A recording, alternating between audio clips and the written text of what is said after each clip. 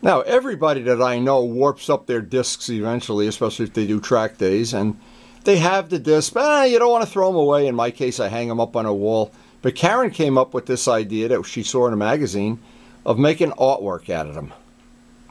And anybody knows, if they've been to the shop, they know I hang my old discs up on the wall. I don't know why. Insanity is probably the reason. But KARYN has this idea. We bought some spray paint.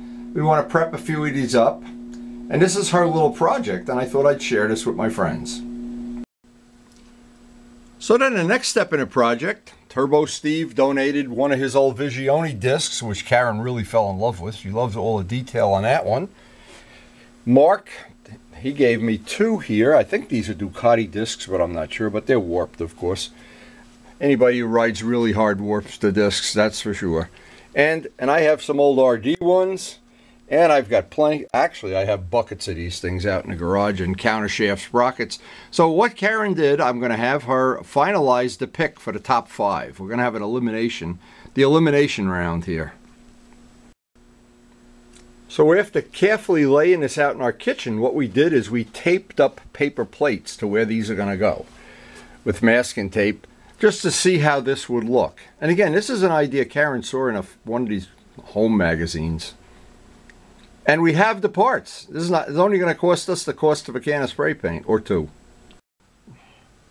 So what we did, we have these where we tentatively want to put them in their final positioning. And these I'm going to have to get some real strong mollies when it comes the day to install them. So we have a pile of them that didn't make the cutoff anyway. Maybe I'll hang those up in the garage, make some artwork in the garage. But we've got 5, and these are the 5 that I'm going to prep them up. I got to clean them with Simple Green and prime them, and then of course let's see what KARYN wants to do in terms of color. But this may be nice. The nice thing about it is these are all parts that they'd wind up in a landfill anyway, and I'm looking forward to seeing how this is going to play out.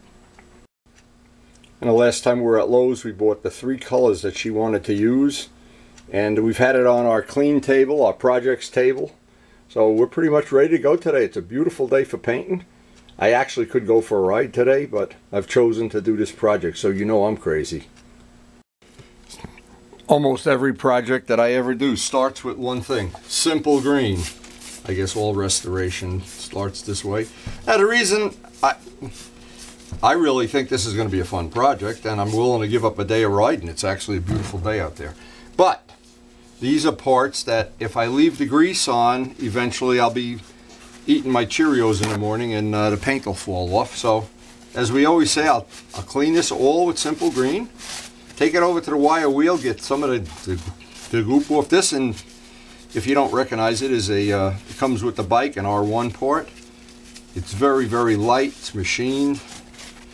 But we've already upgraded all the sprockets. I think we have all of them done. There may be 1 or 2 we didn't do yet, to sprocks.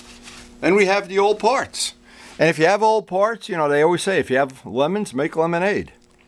Now, because sprockets typically have a lot of grease on them, they're going to take a lot of degreasing, and I'll use some prep wool. Once I get the rough stuff wire brushed off, I'm not looking to make a totally smooth finish. I just want to have something the paint is going to stick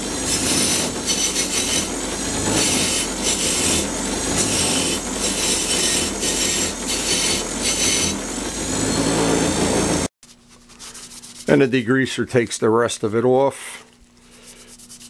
Otherwise, like I said, the paint is not going to really stick. And being married to KARYN has been so much fun. We've done so many of these projects together. She comes up with these ideas, and together we always have a lot of fun doing them.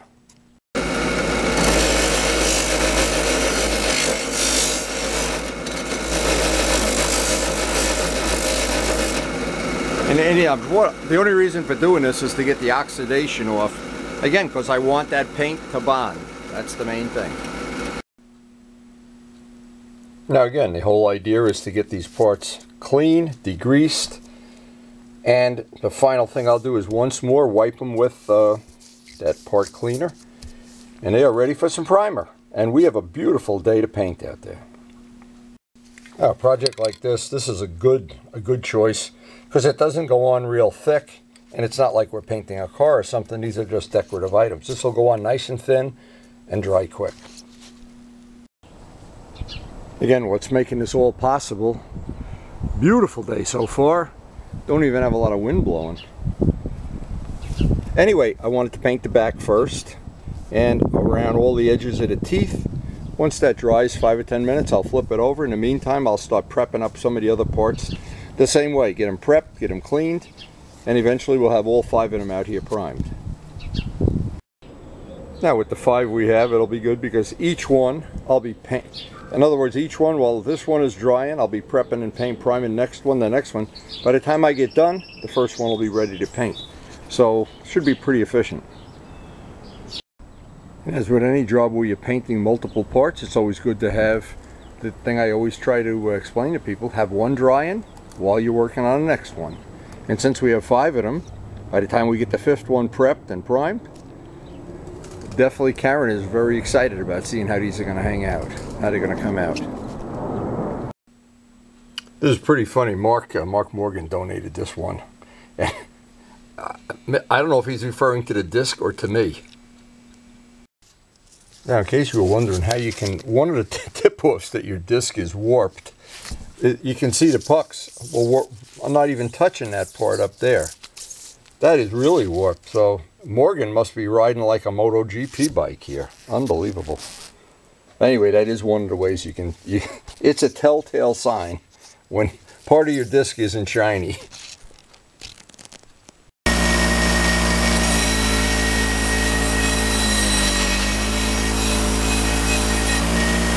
Now what's happening, some of these are cleaning up, they clean up a lot quicker and easier than, I guess the grease.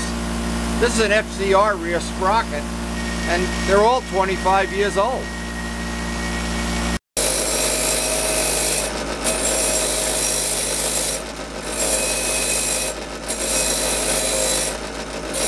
The main thing is just to get an etch more than anything else, so that the primer gets a good tooth here.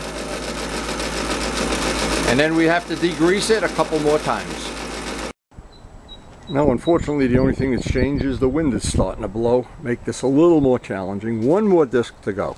And these are really drying up nice.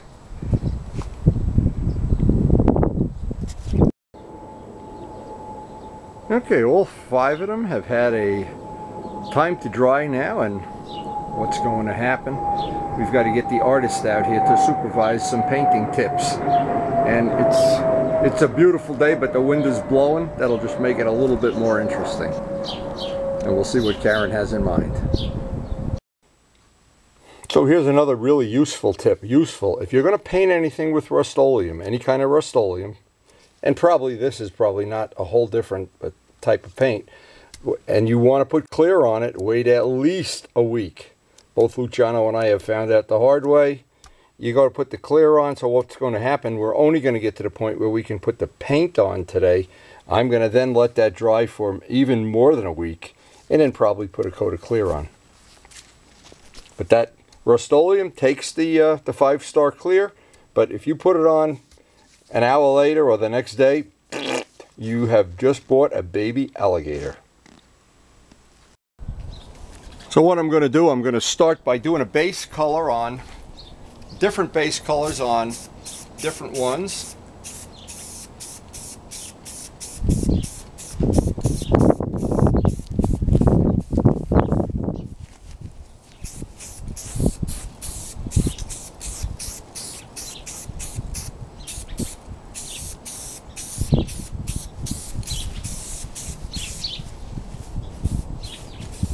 And actually, if you prep up Rust-Oleum correctly and prime, you can get some nice results. You can get some really nice results. Now what's going to happen is each one of these is going to need 2 or 3 coats. I'm going to let it dry a little between coats. But now I want to get the next color for 2, and then 2 a different color. So each one is going to start out being, the base color is a little different.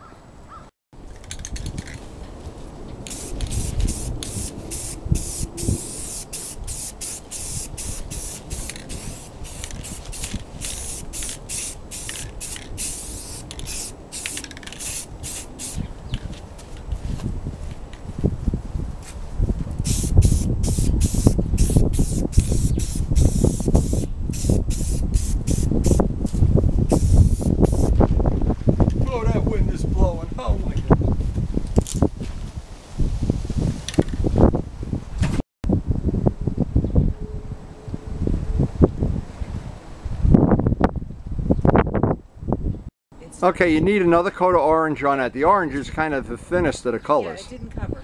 Okay, what about the red ones? You like the red ones? The color choice is nice. The red's good. Okay, and the blue is nice. Okay, so the orange, by the way, is very thin. I thought it was going to cover better. These covered good. The orange was kind of watery. Now it is true, some colors do not cover as well as others, but for some reason the orange didn't cover. Phew! And of course the wind has to kick up just when you want it to be clear. So here's what we do, and this is a common thing, it's not a big trick.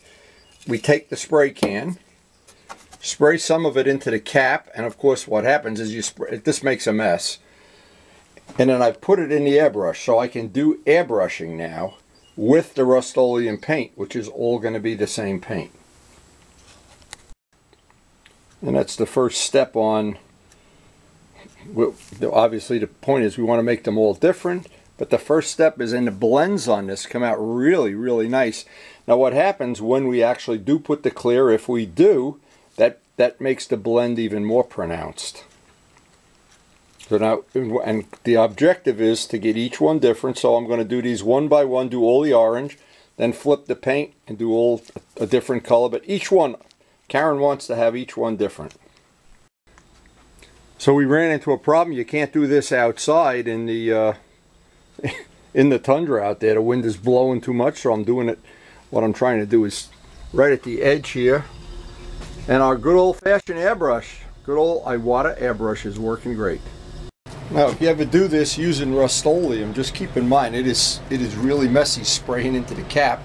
You can use a jar; it's a little bit better, or there's a lot of ways, but we really only need an ounce or two of paint to do what we're doing. And this, by the way, is an Iwata airbrush. Now, this is probably not going to come out as good as I thought it would because we're doing it. The wind is blowing so much you can't do anything out there.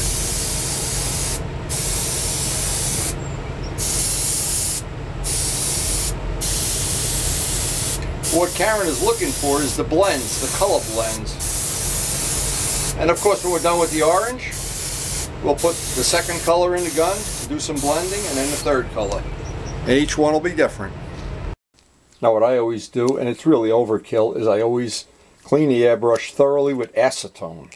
Spray some clear acetone through here because I don't want these colors contaminating each other. Now another thing about Rust-Oleum that may be of some value to it is of some value. Don't leave it in the airbrush or a spray gun or anything any longer than necessary. It really gums things up.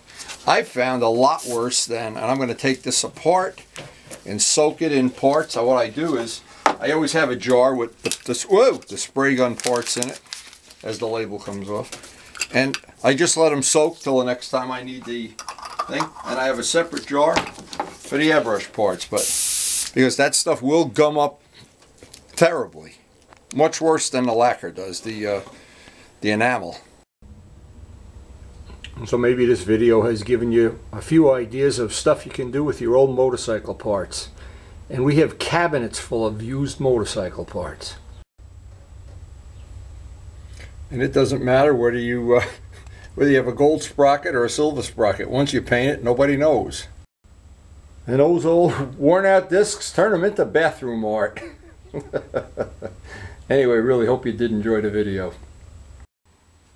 Now what's going to happen is, and it'll be a very subtle change, these have to sit at least a week. I'm going to even let them sit 2 weeks. But what's going to happen is I'm going to put the clear on. That's going to have to dry. Then we're going to hang them. So that'll be the second part of this video. We really can't do this in one video. But anyway, I hope it did give you an idea. Something that's entertaining, if nothing else. And KARYN's projects always seem to turn out pretty good. Anyway, hope you enjoyed watching. And don't throw those used motorcycle parts away. Maybe we could put an engine in the living room. And I've always thought that motorcycle discs belong as that's artwork. I really do. Again, hope you enjoyed the video. It really was fun doing this project.